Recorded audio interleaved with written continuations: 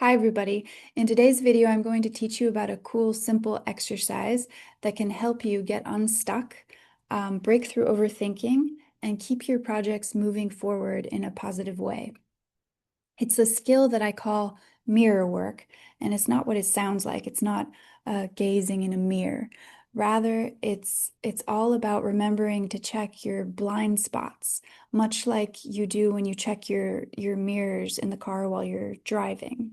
And in the case of getting unstuck, breaking through that overthinking and moving your projects forward, you do that by checking your living mirrors, the people in your life.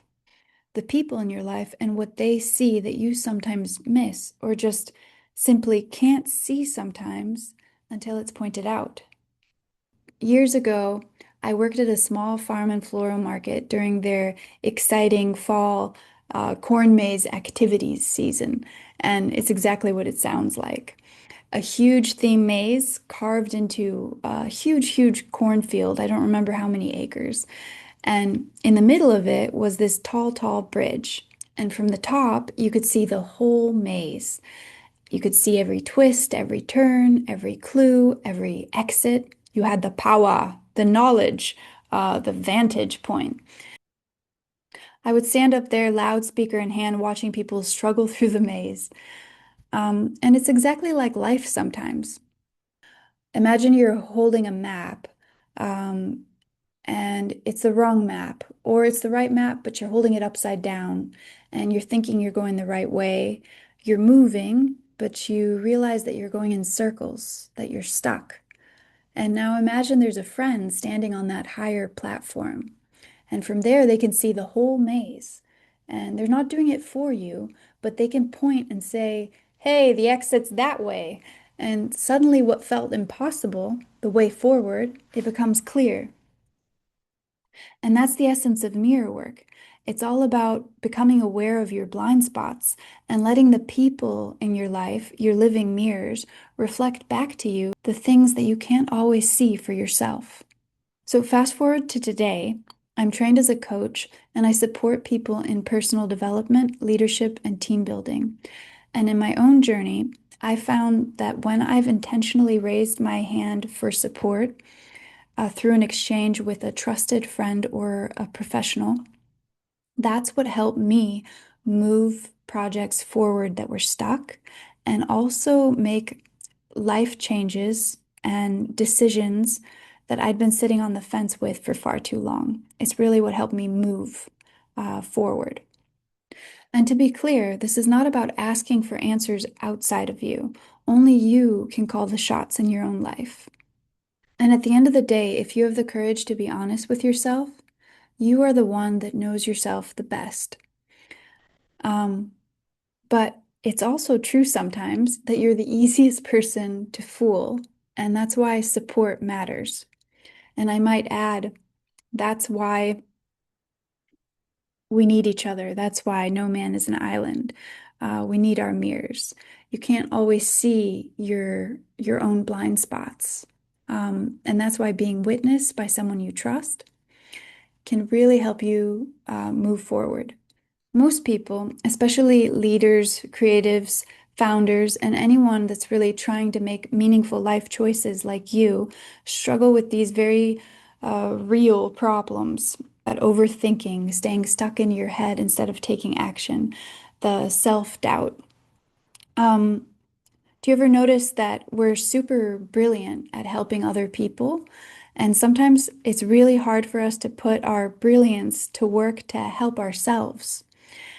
We can be more objective and solution oriented when we're looking at somebody else, um, because it's less personal. We have a distance that allows us to see and understand things more quickly and more clearly.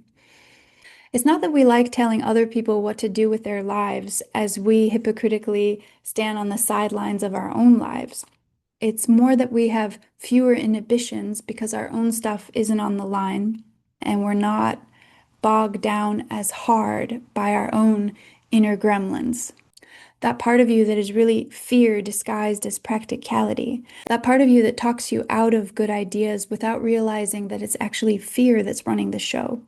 That part of you, when they get the hunch that something new and different is about to happen, immediately goes, "Uh-oh, no, no, no, no, no, no, no, stop, stop, stop." That part. And that part, it's surprisingly convincing.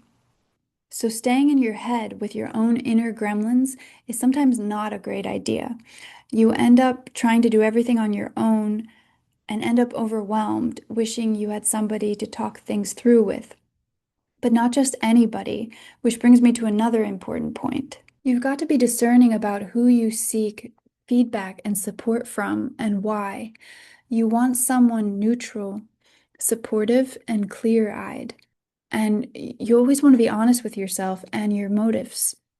And if all you're looking for is to vent or to avoid responsibility for a little while, well, by all means, go flap your lips with your most empathetic friend, or have a heart-to-heart with your mom. I've done that myself plenty of times.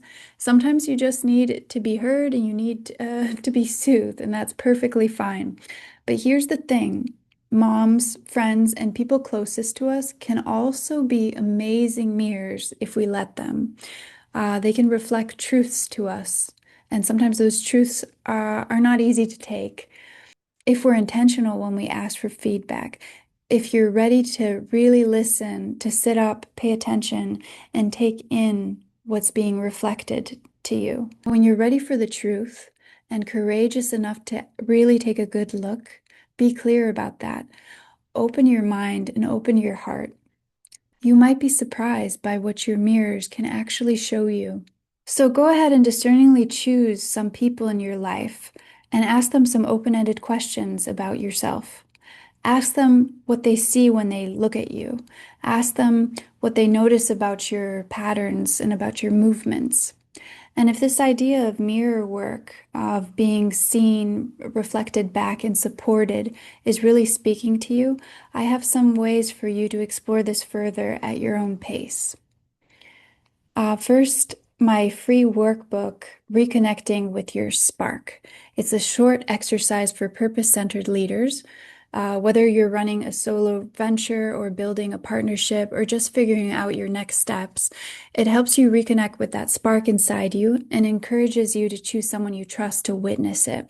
So go ahead and check that out. And second, I have my $27 self-paced workshop that includes a training portal, guidebook, audio, video, and exercises to help you move from stuck and scattered to clear, grounded, and taking decisive action. It also includes a full section on mirror work, which is exactly what we've been talking about today. And of course, if you feel called to explore this more personally with one-on-one sessions with me, I'm here for that too. I'll put all the links with the info in the info box below for you to check out. And at the end of the day, I want you to remember this. No man is an island. We all have our work to do. You have your work to do. You have your inner work to do. But you don't have to do that inner work in isolation. In fact, it's imperative that you don't. Sparks catch more easily together than alone. And when you let yourself be seen, reflected, and supported, the path forward becomes more clear than you ever thought possible. Whatever level of support feels good and right for you, take it.